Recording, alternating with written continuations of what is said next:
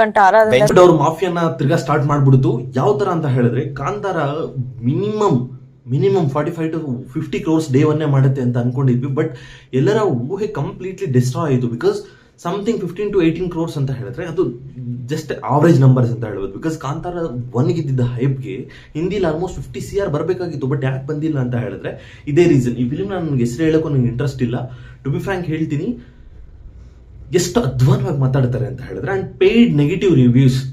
ಗುರು Kantara chapter 1 ನನ್ಗೆ ಗೊತ್ತಿರೋ ಪ್ರಕಾರ ಒಂದೇ ಒಂದು ನೆಗೆಟಿವ್ ರಿವ್ಯೂಸ್ ಸಹ ನಾನು ನೋಡಿಲ್ಲ ಎಲ್ಲೂ ನಮ್ಮ ಸೌತ್ ಇಂಡಿಯಾದಲ್ಲಿ. ಅಂಡ್ ಮೋರ್ ಓವರ್ ತುಂಬಾ ಒಂದು ಲೈಕ್ 150K 200K ಸಬ್ಸ್ಕ್ರೈಬ್ ಇರೋ ಯೂಟ್ಯೂಬರ್ಸ್ ನೆಗೆಟಿವ್ ರಿವ್ಯೂಸ್ ಕೊಡ್ತಿದ್ದಾರೆ ಕಾಂತಾರಿಗೆ. ಅಂಡ್ ಸೇಮ್ ರಿವ್ಯೂರ್ ಆ ಫಿಲಿಮ್ಗೆ ಪಾಸಿಟಿವ್ ಅಂದ್ರೆ ಫುಲ್ ಬ್ಲಾಕ್ ಬಸ್ಟರ್ ಟ್ಯಾಗ್ ಕೊಡ್ತಿದ್ದೀನಿ. ಬಟ್ ಜನ ಏನ್ ಮಾಡ್ತಾರೆ, ಜನ ಯಾರೋ ಮೆಂಟಲ್ ನನ್ನ ಮಕ್ಳಿಲ್ಲ, ಎಲ್ಲ ತಿಕ್ಕಲ್ ನನ್ನ ಮಕ್ಳಿಲ್ಲ ಜನ.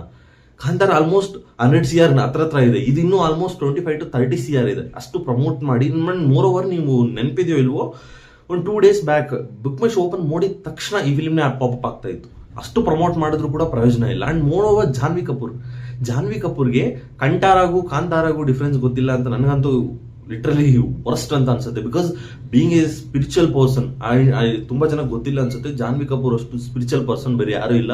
ಆ ತರ ಸ್ಪಿರಿಚುವಲ್ ಪರ್ಸನ್ ಈ ತರ ಒಂದು ಡಿವೈನ್ ಫಿಲಿಮ್ಗೆ ಈ ತರ ಕಂತಾರಾಗೂ ಏನ್ ಮೇಡಮ್ ಒಂದ್ಸಲ ಏನಾದ್ರು ನೋಡ್ಕೋಬೇಕು. ಅಂಡ್ ಮೋರ್ ಓವರ್ ಫಿಲಿಮಲ್ಲಿ ಕಂಟೆಂಟ್ ಇದ್ರೆ ಯಾವನ್ ಕೈಲೂ ನಿಲ್ಸಕ್ಕಾಗಲ್ಲ ಅಂತ ನಮ್ಮ ಕಾಂತಾರ ಚಾಪ್ಟರ್ 1 ಪ್ರೂವ್ ಮಾಡಿದೆ. Thank you so much. ಇಲ್ಲಿ ತನಕ ವಿಡಿಯೋ ನೋಡಿದ್ರೆ ಅಂತ ಹೇಳಿದ್ರೆ ಸಬ್ಸ್ಕ್ರೈಬ್ ಮಾಡಿ. ಸಿಗುವ ನೆಕ್ಸ್ಟ್ ವಿಡಿಯೋದಲ್ಲಿ. ಟಿಲ್ ದೆನ್ ಬಾಯ್.